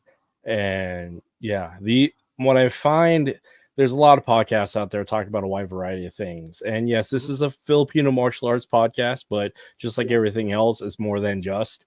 And what I find most impactful is actually the stories of who we are and what got us to this point, both the successes, but it's really the failures is what I'm really after, because it's through those failures that we find enlightenment. And the same themes keep coming up, and and I'm grateful that the men and women who've been on here are willing to share those things and be vulnerable and be authentic, because we need those things. And on top of all that, FMA will be there as long as the people practicing it are there, but it's the stories of the men and women who made FMA is what I find more important. So yeah, thank you for 100%. being a leader. Thank you for what you do and being a positive influence in our community. I appreciate that, man. It means a lot. Thank you, brother. I appreciate you. Likewise, likewise. Thank you. Thank you. Well, is there anything here in closing? Is there anything I can put out for you to promote as a shameless plug? Because I mean, there is that part of the podcast. So No, I learned long ago. I had a sales job. They were like, the only shameless plug is the one you don't make. So yeah, there's nothing wrong with plugging stuff. I mean, if you want to follow us, Instagram is the best way to get in touch with me. Yeah. Instagram, Protector Martial Arts on Instagram. You contacted me through Pinoy Patriarch Project as well. That's a separate Instagram. I communicate equally on both those platforms. YouTube, Protector Martial Arts, and yeah. So yeah, all those cool things. And yeah, if anyone ever wants to reach me, DMing me on any of those platforms, especially the Instagram platforms. I'm on Instagram a lot. I update it regularly, pretty much daily. So you can find me on there if you need to reach me. For sure. Yeah, I'll pop that up here. Here's on Instagram for Protector Martial Arts. So yeah, sweet. And of course, all the links will be in the description. So yeah. I appreciate that, man. Thank you. Appreciate you. Thank you. Well, I'm gonna drop us down if you want to hang out in the lobby real quick, and I'll do my outro. And yeah, we'll just hang out. I appreciate you. Appreciate you, brother. Thank you, man. Yep. Appreciate you. See you here in a sec. Alrighty. Peace. All right, people. This was great, as these conversations all are. I've yet to actually have a bad conversation, because there is no bad conversations. There's just conversations. So again, powerful thoughts of be a leader, be present, heal that inner child, because if you want to be a better father than one that you had before or didn't have, be one. That means go fix yourself. Go unfuck your life. So go get therapy. Go heal that inner child. Be present for your sons and daughters. Be faithful to your wife. Be faithful to yourself. And yeah, we all figure this stuff out, but you're not alone. And I mean, as for the message for a veteran community, you're not alone, and you're never out of the fight. And regardless if you're a veteran or not, same thing. You're never out of the fight. You're never alone. Keep moving forward. So without further ado, without any other announcements, thanks everybody for being here. Let's be up on Spotify here soon. And yeah, take care. And I'm going to hit the button.